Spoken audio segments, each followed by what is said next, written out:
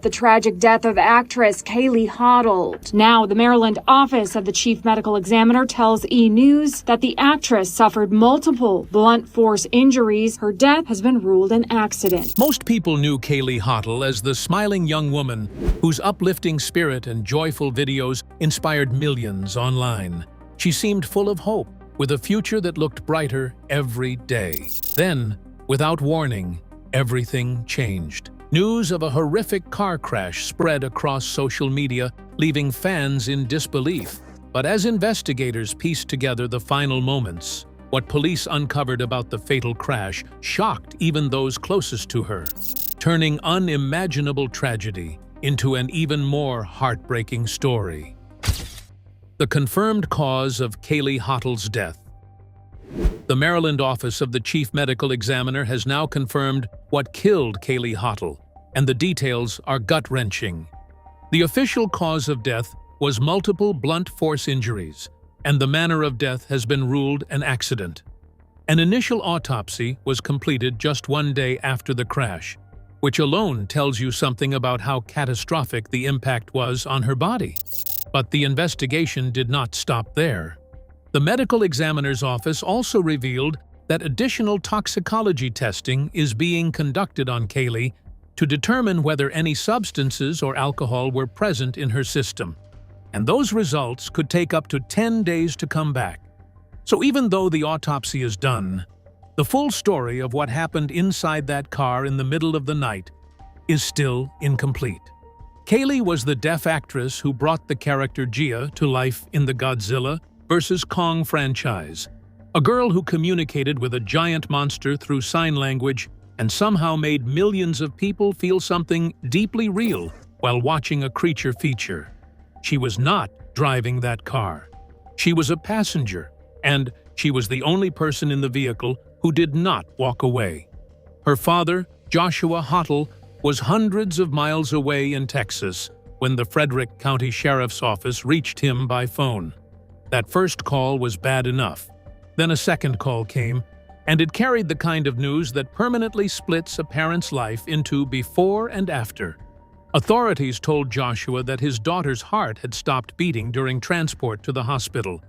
She never arrived alive. Joshua went to the airport, sat down in front of his phone, and recorded a nearly 23-minute Facebook live stream entirely in American Sign Language. The caption he posted with it has haunted everyone who has read it. "I am taking a flight that I never would like to take." He was flying alone to Maryland to bring his daughter's body home. Back in Kyle, Texas, Kaylee's mother, Ketsy, and her 4 siblings huddled together at the family home under a weight that nothing could have prepared them for. Ketsy later posted a tearful video on Instagram in ASL, and the only words she managed for the caption were that it had been a privilege to be Kaylee's mother.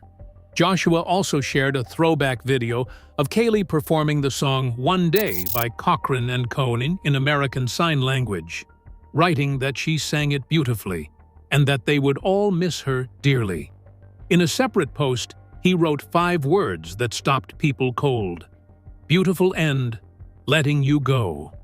And then Joshua did something during that live stream that no one was expecting. Something that had nothing to do with mourning his daughter and everything to do with the 19-year-old who had been behind the wheel. What the dispatch audio exposed. The dispatch audio from the night of this crash was obtained by TMZ and Page 6, and what it contains is far more disturbing than the headlines suggested. Most people heard about Kaylee's death and moved on within a news cycle, but the people who actually listened to the dispatch recordings walked away, changed. Deputies and fire rescue personnel responded at 2:52 a.m. on July 21, 2026, to the 11,400 block of Windsor Road in Igemsville, Maryland, a quiet rural stretch of 2-lane road where 3 teenagers in a 30-year-old car had no business being at that hour. A 1995 Honda Accord had drifted off the right side of the roadway and plowed roughly 10 feet into a drainage culvert. First responders arriving on scene described heavy front-end damage.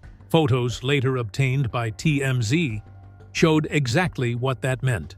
The hood was completely smashed and caved inward. The tires had been stripped of their hubcaps. The front passenger side door was left hanging open. Every image of that car told the same story. The people inside had been hit with devastating force.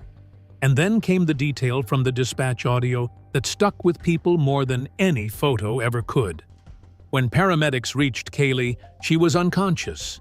Within moments, they realized she was deaf, and the entire rescue effort ran into a wall that most emergency responders never have to face. Nobody on scene knew American Sign Language. Nobody had an interpreter.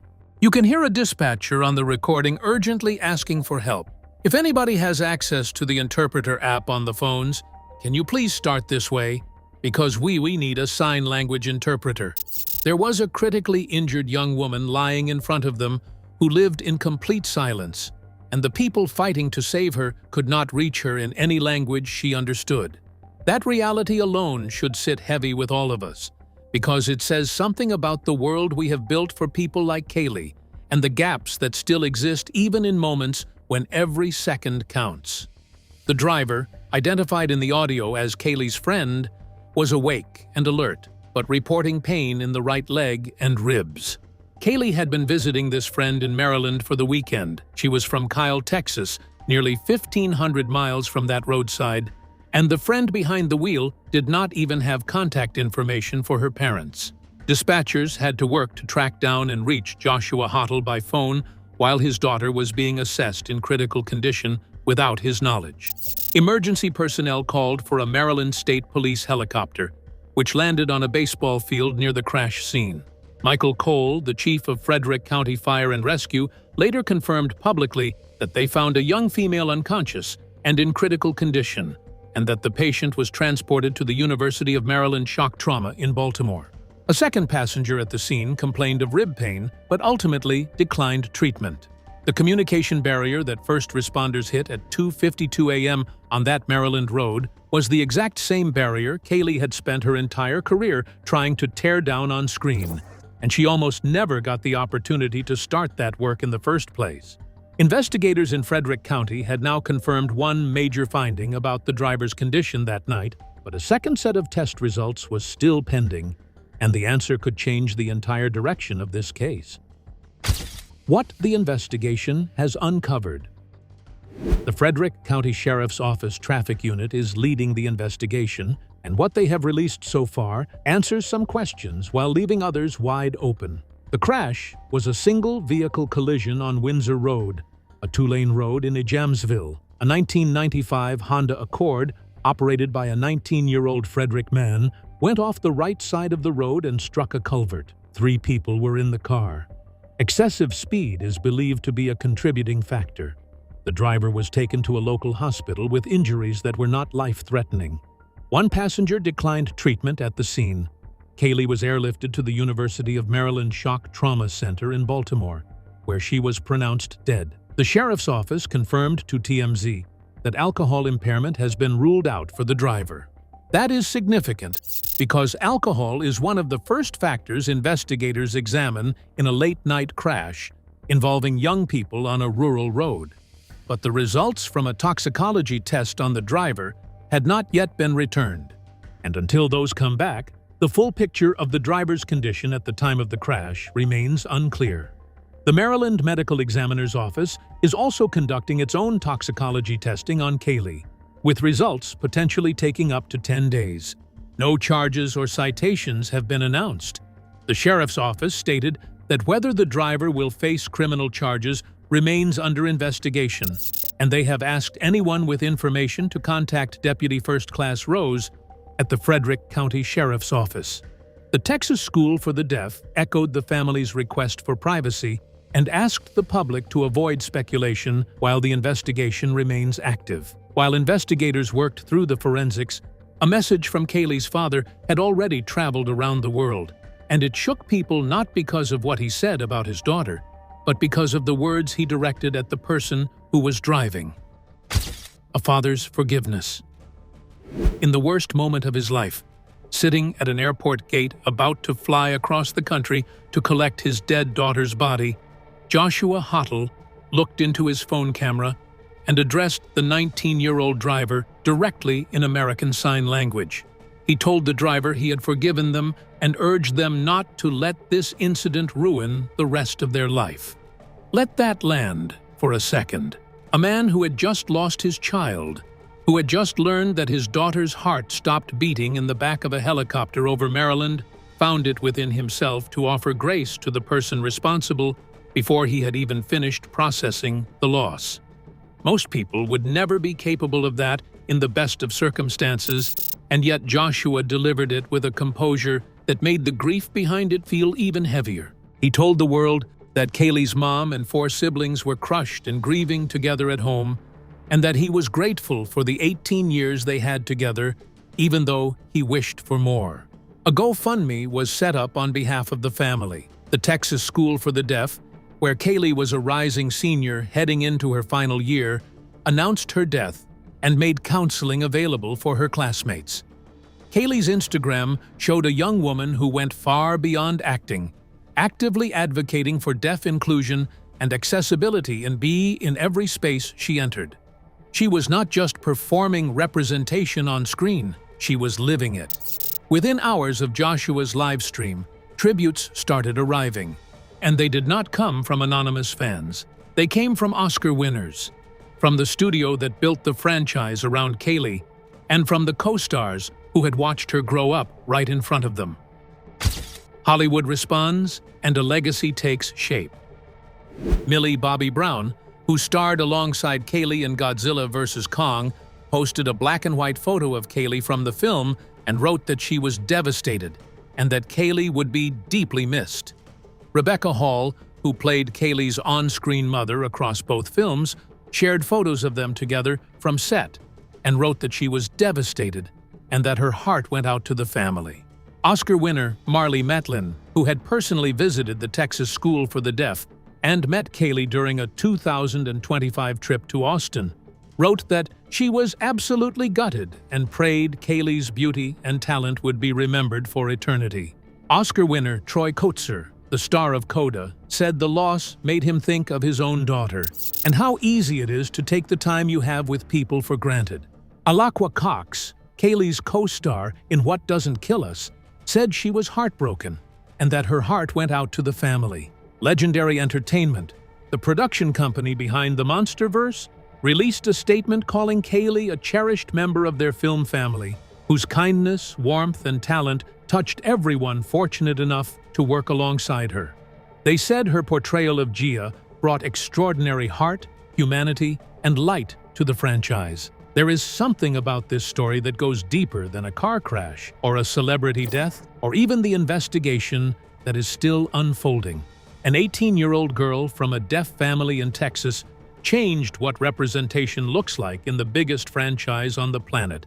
And she did it before she was old enough to vote. The girl who talked to monsters. Kaylee was not discovered through an open casting call or a talent agency or any of the usual paths that child actors follow into the industry. She was born on May 1, 2007, in Atlanta, Georgia, into an all-deaf family. Her father's side carried 4 generations of deaf heritage, and American Sign Language was not her second language. It was the only language her world ran on. She grew up in Atlanta before her family moved to Austin, Texas, where she attended the Texas School for the Deaf. At 9 years old, she appeared in a commercial for Glide, a video messaging app popular in the deaf community, and then in a spot for Convo, a video relay service connecting deaf callers to interpreters. These were tiny, community-focused productions that virtually no one in mainstream entertainment would ever see, but the right person saw them. An assistant director from the 2017 film Kong Skull Island spotted Kaylee in that Convo commercial and felt she matched the description of a character being developed for the next Monsterverse film. That connection led to Sarah Halley Finn, the casting director who had been searching for a deaf actress to play Gia in Godzilla vs. Kong. In a 2024 interview with Kron magazine, Kaylee explained through an interpreter that she had a connection with Convo, that they asked her to be in a commercial, and then the assistant director of Kong, Skull Island, saw her and thought she matched the character description of Gia. Kaylee had never watched a monster movie in her life. In a 2024 interview with the Associated Press, she said through an interpreter that her father had to walk her through the entire genre before she could understand what she was being asked to do. When the AP asked who inspired her, her answer told you everything about who she really was. She said she looks up to a lot of people, but the few people she looks up to the most are her parents and her sisters. Not a director, not a celebrity, her family. She told the AP she had been nervous about whether fame would change her normal life after the first film, but that people did recognize her at school and it was not as bad as she thought it would be. She was still a teenager at the Texas School for the Deaf, trying to be a regular student, while also carrying the emotional weight of a billion-dollar franchise on her shoulders. Kaylee never went through traditional audition channels, and the experienced professionals on that set could not believe what a 9-year-old with 0 film credits was doing in front of the camera. The set that changed everything. Alexander Skarsgård, who played a geologist for the monster research organization Monarch, learned American Sign Language before production began, specifically so he could communicate with Kaylee when the cameras were not rolling. Rebecca Hall, who played Kaylee's on-screen adopted mother, Dr. Eileen Andrews, did the same. 2 seasoned Hollywood actors voluntarily changed how they communicated every day on set because of a 9-year-old girl making her first movie. That does not happen on film sets, and the fact that it did tells you something about the presence Kaylee carried. Skarsgård gave an interview to the Australian outlet Junkie in 2021 that is worth hearing in full because of what it reveals about the kind of performer Kaylee was at 9 years old. He said it was Kaylee's first movie, and that it was fascinating how comfortable she was in front of the camera and how quickly she absorbed direction from Adam Wingard. He described how Wingard would explain something, and Kaylee would respond, "Got it, got it." And then she would deliver exactly what was asked, while everyone else on set stood there wondering how she pulled it off. Skarsgård said she was so professional and that there was so much going on in her face. Her expression and the subtleties of her performance were fascinating to watch. Adults who had worked in film for 20 or 30 years were standing on that set, watching a child outperform their expectations in real time. She returned for the 2024 sequel Godzilla x Kong: The New Empire, and her performance earned a nomination for the Saturn Award for Best Performance by a Younger Actor. During the press tour, she talked about Gia's bond with Kong as a story about 2 outsiders finding belonging in each other. And she expressed a genuine hope that young deaf viewers would walk away believing they could be the hero of their own story. She also appeared in a Season 4 episode of Magnum P1 and was attached to an upcoming thriller called What Doesn't Kill Us, alongside fellow deaf actress Alaqua Cox, a film still in pre-production when she died. What Kaylee proved during her career is something the film industry debated for years and could never quite resolve until she came along. She showed that a deaf performer could carry the emotional weight of a global blockbuster without compromise. Gia was not a side character or a token nod to inclusivity. Gia was the reason audiences connected with Kong on an emotional level, and Kaylee played her with a depth that actors 3 times her age rarely reach. Empire magazine wrote that her legacy will live on in the trail she blazed for young deaf actors who will now carry the torch and follow in her footsteps. Share your thoughts in the comments and tell us what Kaylee's story means to you.